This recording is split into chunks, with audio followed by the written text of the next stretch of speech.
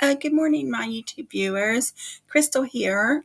What I wanted to do this morning is I wanted to present to you a solution to the Analytics Vidhaya Healthcare 2 Hackathon. And I used two models. I used one model which was linear regression and another model that was multiple linear regression. And I got pretty much the same result on linear regression as I did multiple linear regression, but I'm going to go ahead and show you the solution using multiple linear regression. Now, when I put this into the Analytics Vidhaya solution checker, I got about a 30% accuracy, which was a definite result improvement over the accuracy I got when I put it in for the lasso model. At the lasso model, I got about a 21% accuracy, and linear regression and multiple linear regression, I got around a 30% accuracy, which is definitely a nine percentage points improvement. And I know it's a really low accuracy level, but the highest accuracy level for this competition was close to 44%. So I'm only 14 percentage points below the highest accuracy point. This is a very hard hackathon to do, and I'm going to go through with you the solution. And even though it's a low accuracy, please keep in mind none of the accuracies were above 50%. None of them were even above 44%. So the first thing I did was I imported lots of modules. I know that I imported more than I needed, but as you're working on this problem, you're trying all different types of techniques, and then you end up importing a lot of modules in the techniques that you're trying, because I tried lots of modules. So I loaded all my data sets. You can see I loaded my data sets. And then I had to rename the columns, because what they did in their columns, the type of admission and the severity of illness had spaces in them. And when these labels have spaces in them, it's very difficult to use. So I renamed the columns to have underscores in them, and just to make it easier to use. I didn't do it in all of the columns, because as you can see, available extra rooms in hospital that had spaces in it, and bed grade had spaces in it. But because I wasn't specifically using those and I didn't really need them, I made the decision that I wasn't going to change it unless I had to.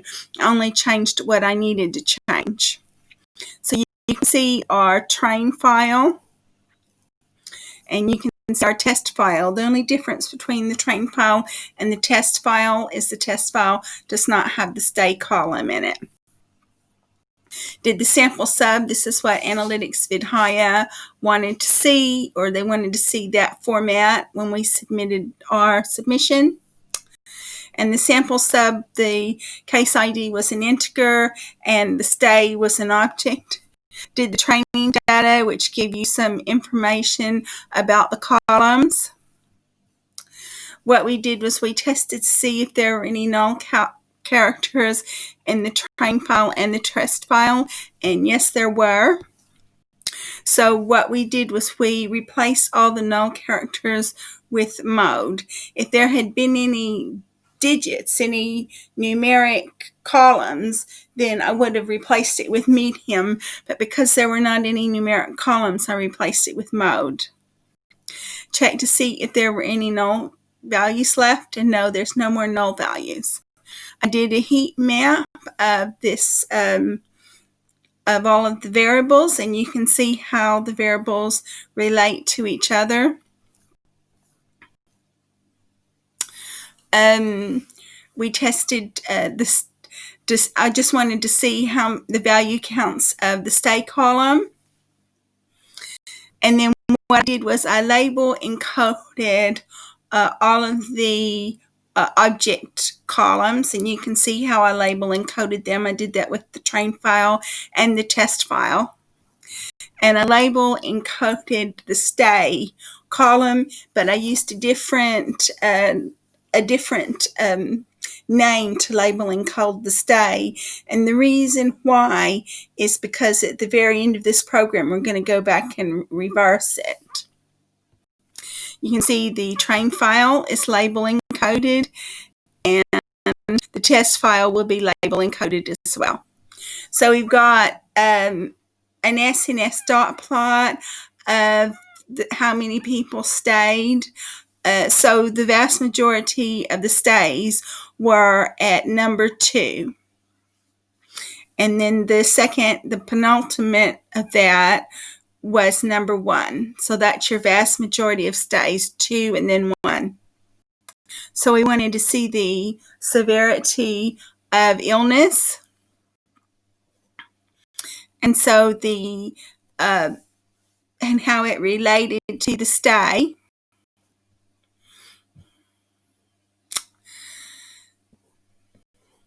And then we wanted to see the type of admission and how that related to the stay. We set up the all numeric features. I didn't really use that. I didn't use the all features. That was the code that I got from someone who's a lot more experienced programmer than I am, but I ended up not using it, but I just left it in there anyway, just in case I needed it. I set up features. Features was all the columns that I was using. And then so we got all features, even though I didn't use it. I set up train labels. Train labels was the train stay was reshaped to a value.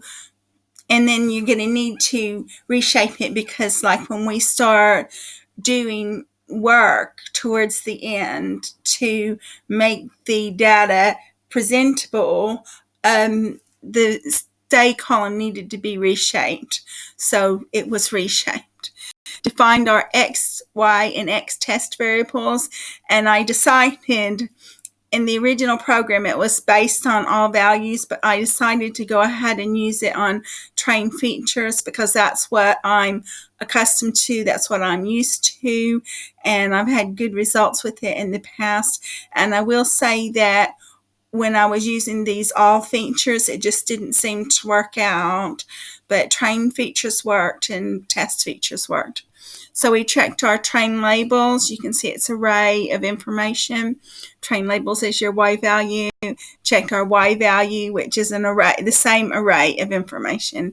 We checked X. So X is all of the features that I put into it. X test is the train file, and it had all of the features as well because it didn't have the stay column. So what we did was we split our file into a training set and a testing set, and we gave it a test size of 15%. So that meant we trained on 85% and we tested on 15%. We set up our standard scaler. So X was, we standard scaled the X value, and then we standard scaled the Y value.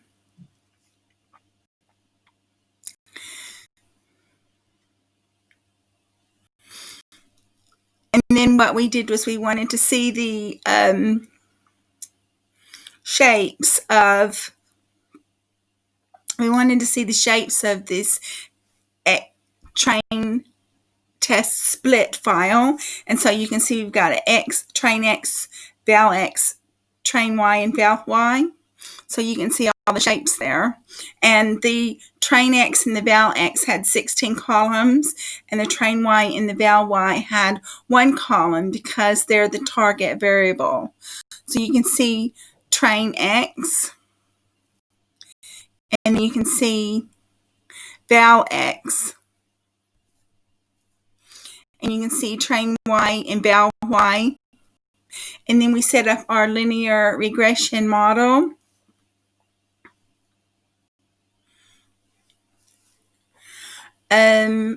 And then this is just some more coding that goes along with the linear regression. Then we set up Y-train pred. You see you have an array of information. And then we set up Y-pred, which is based on val x. And then what we did was we set up a little data frame so you could see the predicted values against the actual values. Then we set up, just so you can see some statistics. So it's not a very high accuracy rate, but we knew that already. So we set up Y-pred as being an integer, and you can see the integer values that it's become. Y-train pred is an integer as well. Then we set up our final values being regress or predict x test, and you get an array of information. And what we did here is we said that if there's a value in final values that's greater than 10, then what we're going to do is we're just going to make it 10. Anything that's greater than 10 is going to be a 10. And we made final values and final labels an integer, and you can see the integer value. I just wanted to see if there wasn't a value of 11 in final labels, and no, there's not a value of 11 in final labels. So that meant that our program, our little line of formula, was working. And then what we do now is we inverse transform what we had previously labeled and coded. So you can see the values of the inverse transformation. So we did the final result and we put it into a data frame, and you can see the structure of the data frame as case ID being an integer and stay being an object.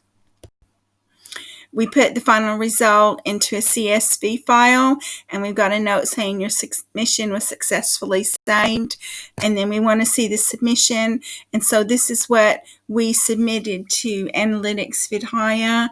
And when I submitted that to Analytics Vidhya, I got an accuracy of 30%, which I know is low, but the highest accuracy was no more than 44%. So it's only 14 points below the best score, which I think is okay considering the fact I haven't been doing this very long. So if you want to let me know what you think about my solution, if you've got any tips to make it better, or if you need some help, please let me know. Let me know what you think about my solution, and let me know what you think about my video. If you like the work I'm doing and you want to leave a donation, I've got my email address to my PayPal account down below.